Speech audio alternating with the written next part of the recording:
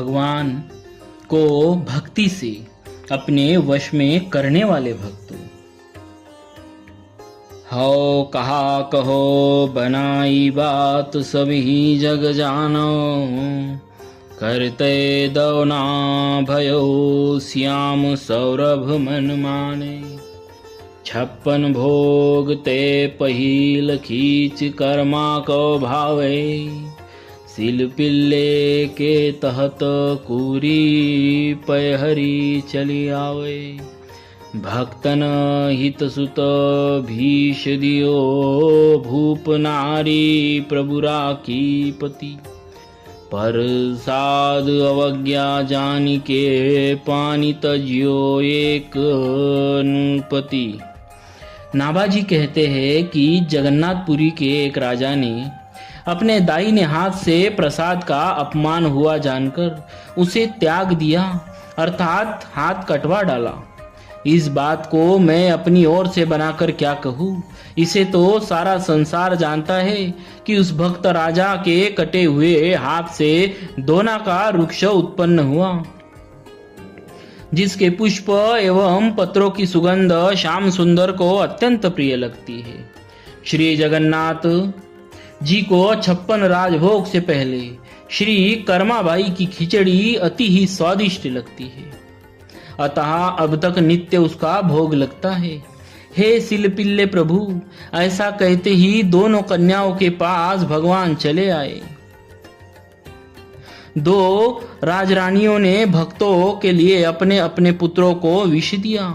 प्रभु ने उन रानियों की लाज रखी, उनके पुत्रों को जीवित किया। इन भगवनिष्ठ भक्तों का संक्षिप्त परिचय इस प्रकार है। भगवत प्रसाद निष्ठ राजा।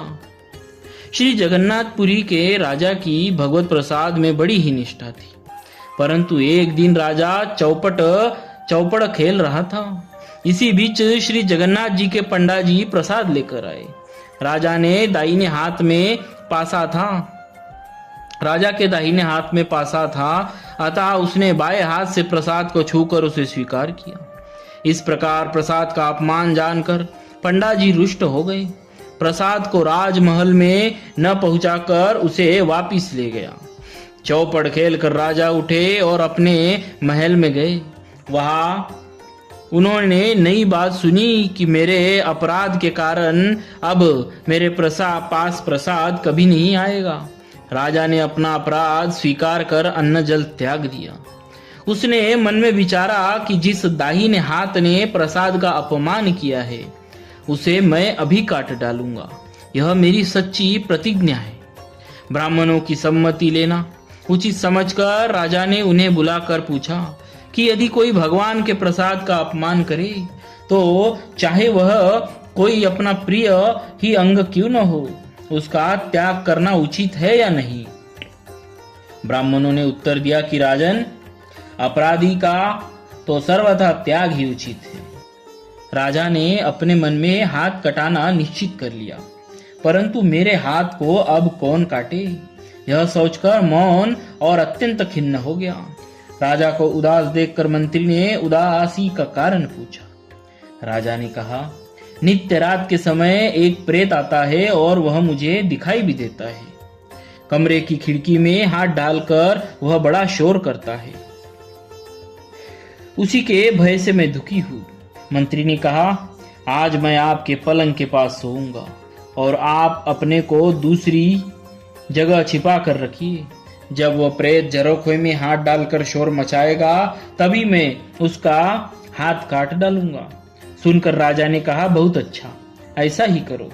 रात होने पर मंत्री जी के पहरा देते समय राजा ने अपने पलंग से उठकर झरोखे में से हाथ डालकर शोर मचाया। मंत्री ने उसे प्रेत का हाथ जानकर तलवार से काट डाला।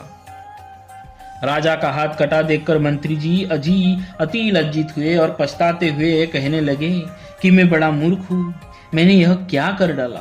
राजा ने कहा, तुम निर्दोष हो, मैं ही प्रेत था, क्योंकि मैंने प्रभु से बिगाड़ किया था। राजा की ऐसी प्रसाद निष्ठा देखकर अपने पंडों से श्री जगन्नाथ जी ने कहा कि अभी अभी मेरा प्रसाद ले जाकर राजा को दो, उसके कटे हुए हाथ को मेरे बाग में लगवा दो।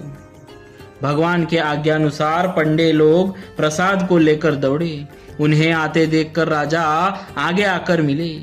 दोनों हाथों को फैलाकर प्रसाद लेते समय राजा का कटा हुआ हाथ पूरा निकल आया। जैसा था वैसा ही हो गया। राजा ने प्रसाद को मस्तक और हृदय से लगाया। भगवत कृपा का अनुभव करके बड़ा भारी सुख हुआ।